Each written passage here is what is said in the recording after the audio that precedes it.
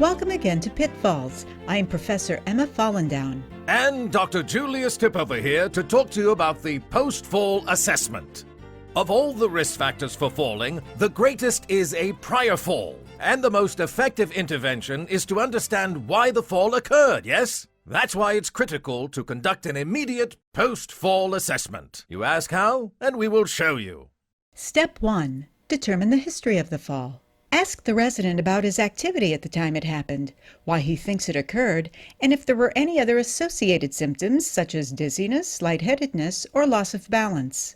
If the resident is unable to answer, use your own observations if you witnessed the incident, or use any information from any other eyewitness accounts to draw conclusions about any factors that might have contributed to the fall. Step 2. We conduct a complete physical exam. This means we record post-fall blood pressure, respiratory rate, and temperature. Check the resident's head for lacerations or bruises. Take the resident's pulse, noting rhythm disturbances. Evaluate the resident for gait steadiness, joint trauma, and leg strength. And conduct a neurologic assessment to determine levels of alertness and cognitive ability. Also, we take blood pressures, both sitting and standing, to evaluate for orthostatic hypertension again. Step 3. Evaluate the resident's function and behavior. Record any recent changes in walking or balance and whether the resident was using his walker or cane if they have one.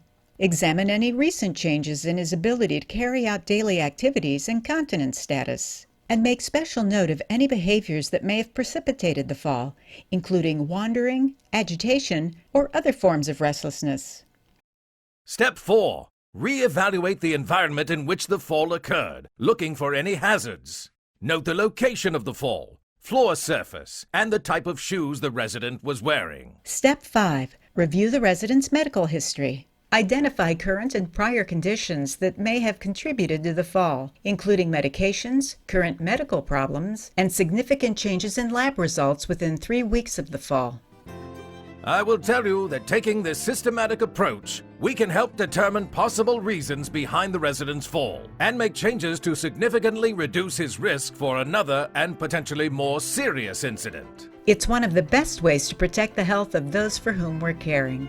And so, now you have many easy ways to recognize when the risk for falling is high, to help you then use more effective interventions and preventions. Thanks for listening, so you can make a big difference in helping someone avoid those painful pitfalls. And they will thank you also. You have our guarantee.